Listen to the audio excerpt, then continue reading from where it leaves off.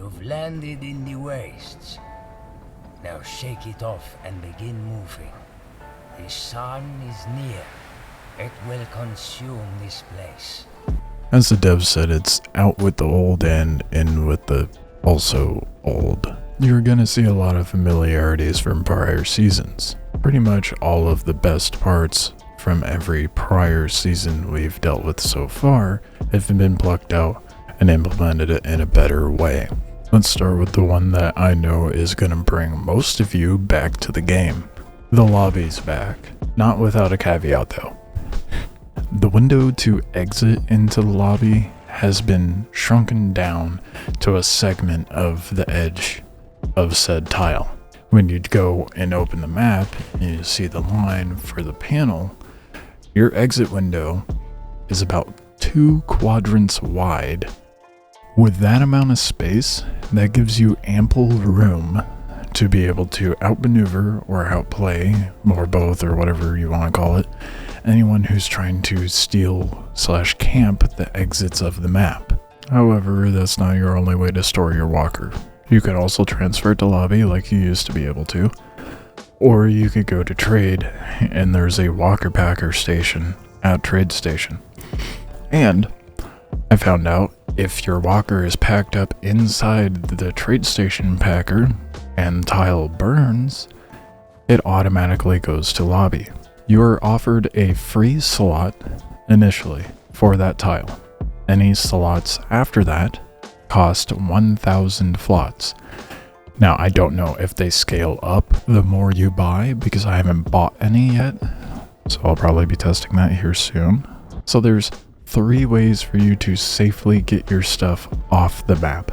On the subject of security, the PvP block zone around the trade station is now double the size, and the timer is 6 hours. The build block area around the trade station is double the new distance of the PvP block zone.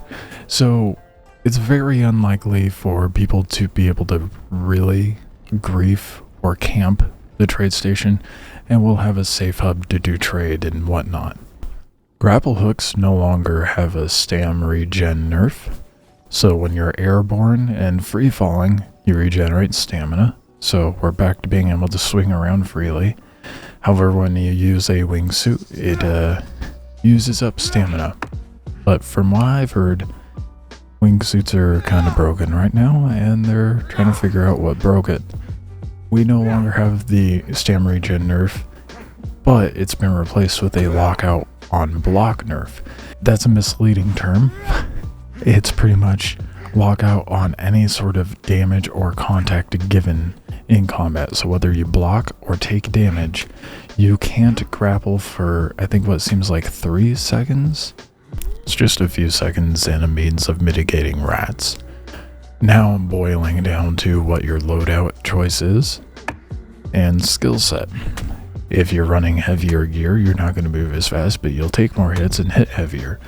If you're running lighter gear, you're not going to be able to do as much damage, one-handed weapons, but you'll move faster and have higher DPS. Hard points have been removed. Players can once again build in any location. That excites me, especially for those of you who remember my old build videos. Oh boy, are they back. I'm already started with the dinghy. I already found means of being able to solo on a dinghy. As long as you have a scatter and a couple of crafting stations, you're good. Not to mention the pilot controlled weaponry you can have on the ship. And now they have a new one that's going to be an anti-personnel turret, of which I've yet to see because I don't think I've progressed that far yet to build it, because it's probably an end game thing or mid to late game thing. However, you can have automaton and spinners and thumpers on your walker. Don't build the thumpers because we can't craft the ammo for it for some reason, and we don't know why, so it's just spinners right now. And speaking of Season 5 things, so they did away with hardpoints, right? Well, schematics are still around. but implemented in a better way. Progression is done via a skill tree this time around. So you level up, spend skill points to unlock certain craftables. Said craftables can be made at a base level. And then you go and find schematics to make quality items. These schematics will be heavily sought after. Initially, they intended to have Cradle open for 2 days and then move to Canyon. That switched. We ended up doing Cradle for 24 hours and then moved to Canyon the next day. I think that scheduling makes a lot more sense. It locks players up to be able to build up before a move, and then doing a weekly release of every new map after that with its own associated event map is perfect. So the first week, our current week, we have canyon maps and ancient city event tiles. And then this coming Friday, I'm assuming, or Saturday, probably Friday and Saturday, we get Vol Canyon maps and Sleeping Giant event tiles. And then the following week after that, we get Cali Spire and Asteroid and Worm event tiles. Wipes are intended to be 8 weeks, but I think a month is a lot smarter. The test is intended to be 5 to 8 weeks, but that may change depending on how the test goes. The official Season 6 will come out shortly after the test is complete. All maps have a cap. You have a 6 cap, 12 cap, and 25 cap currently. They will implement a 50 cap if needed, but right now it's not.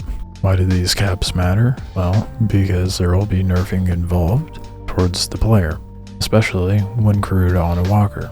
If a group is breached the walker crew and walker power cap, overcap temporarily decreases the walker engine power by 25%. By exceeding the max allowed crew size for the walker or the total number of walkers on the map owned by your clan. Automatons count as crew members as well.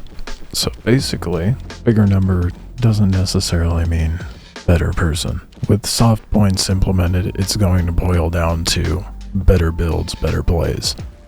Along with those changes of soft points coming to walkers, they've changed everything else. This means the armor, the damage taken, the damage given, the speed, the rotation speed of certain things, the center of gravity, so we don't flip as easily, but we still flip. Don't worry, the chaos of driving a walker is still there. We have the module system still, however, it is done a little differently. We have to find components for said modules, so like gaskets, pinions, bearings, etc., and craft said module at an ancient fabricator. This brings back that sort of fragment tab game loop, but in a much more meaningful way. Modules are essential to have a really good walker. If you want to be able to farm easier, last longer in a battle, move better, whatever your need may be, you're going to need modules. Some modules require 10 to work, those being typically the farming modules, like Lumberjack or Forager. We can now scuttle our walkers, so we could find a walker we don't want anymore or want to get rid of, so we can free up slots or points on said tile for our clan or ourselves. We can literally blow up the walker. There are some changes to the proxy walker. Added cargo and hatch to proxy walker to work as a PvP walker. Claim of a tile works differently now. So apparently, now you must maintain the proxy in movement throughout the tile. And if someone wants to take it over, they have to do a race around the tile with you and fight you. All of the maps have been reworked. Their loot sites, Rupu behavior based on map tier. So like you'll experience really brain dead Rupu on the cradle, but then you'll experience absolute chaos over in the canyon maps, and it's only going to get more chaotic from there.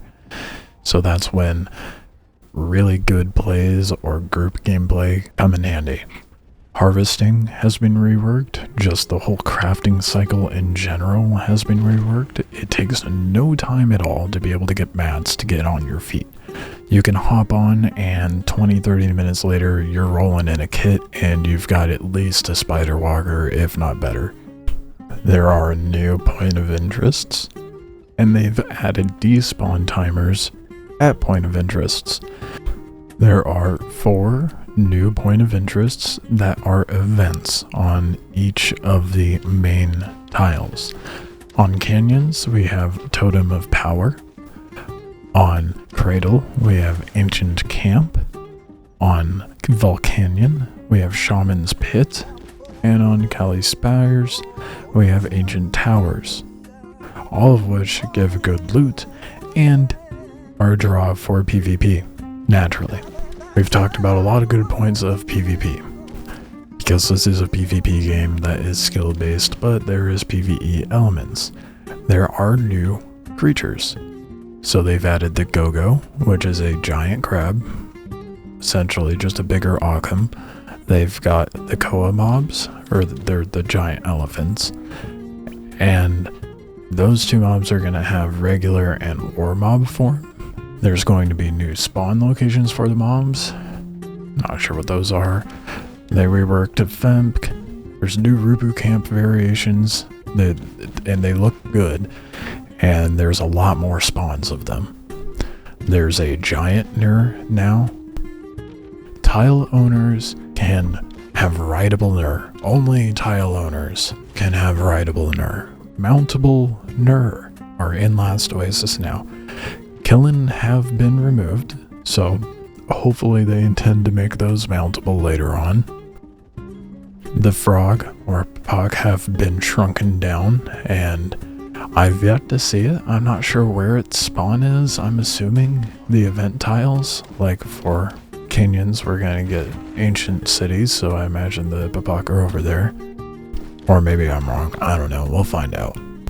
Crafting has been reworked altogether, but the main takeaway is that it has been rebalanced as far as recipes and costs, and it's on a tiered system. So you have what I'll call tier 0 is like levels 1 to 15, and then 15 to 30 you've got tier 1, and then 30 to 45 is tier 2, and then 45 and up is tier 3. And those things are level locked in the skill tree. Keep that in mind when you're unlocking things as you level up. That does not remotely cover everything in the patch notes, but I think those are the most important things to take note of. If you want to take a look at the patch notes yourself, the links are down below. I'm also likely live at this point, if not will be later today as of watching this, because I'll probably be streaming every day. So if you have questions, drop in. Latency in chat's a little slower on YouTube, but you get a higher resolution. I'll be on both Twitch and YouTube.